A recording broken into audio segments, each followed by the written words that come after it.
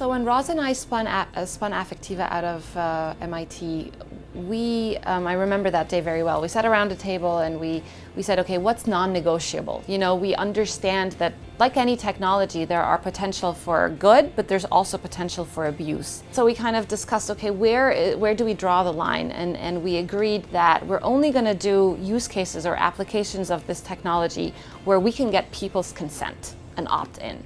And so far, that's been the case. We always tell people, okay, there's going to be a camera here, it's going to be measuring and identifying your expressions, and we're using it for this purpose.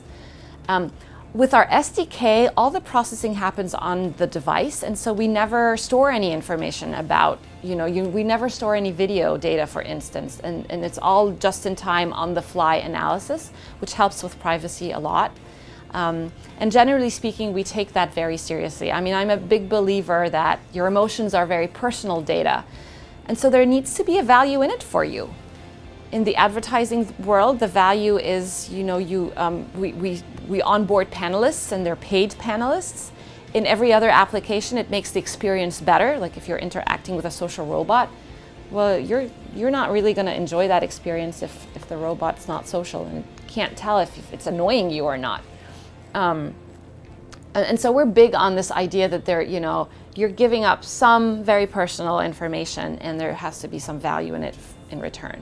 I also think as a company and at the forefront of this technology, it is our responsibility as a team to educate the public. And so we are often engaging the public in discussions around, okay, how does this technology work? It's not a black box. We talk a lot about the machine learning mechanics behind the technology.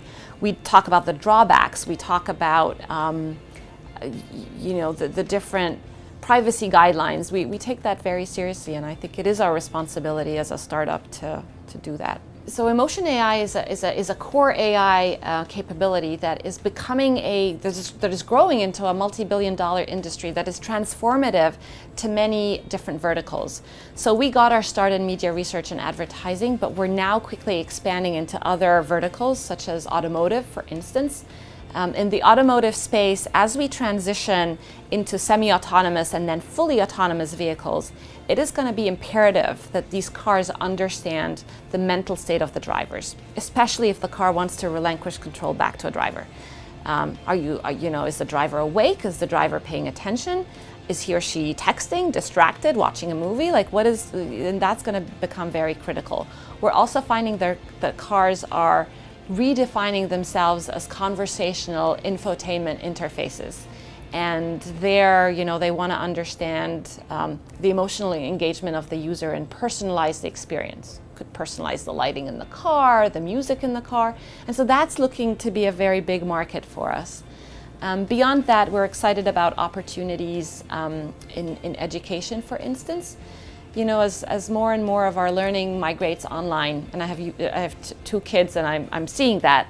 There's the dropout rates for a lot of these online learning courses is pretty high because these systems have no understanding of your emotional engagement. An online MOOC does not, it has no sense of, are you confused? Are you bored? The way an awesome teacher would. And so our technology could bring that kind of adaptation and personalization to online education. So we're excited about that use case.